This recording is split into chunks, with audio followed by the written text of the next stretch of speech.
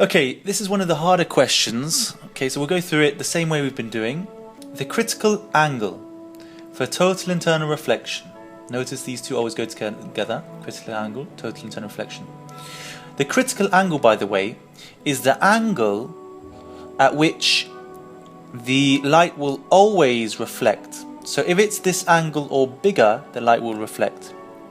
Okay, that's what the critical angle means. So anyways, the critical angle for total internal reflection at a diamond to air boundary. Boundary is the place where the two things meet.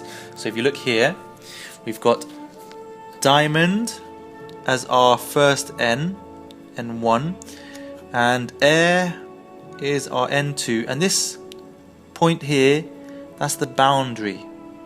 Okay, so this critical angle is 24.4 degrees. So let's write down that piece of information.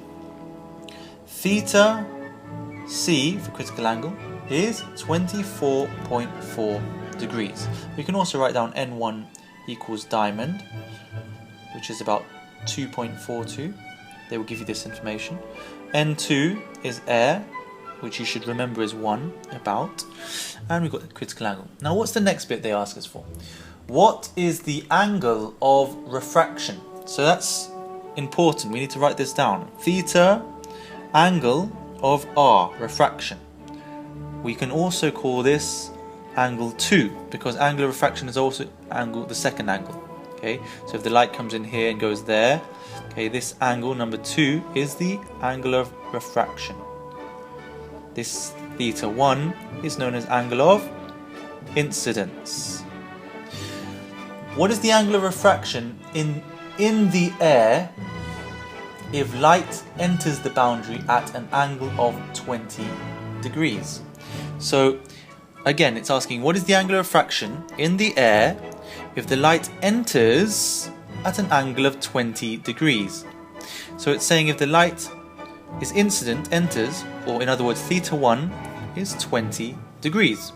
So now we have theta 1. We want to know theta 2.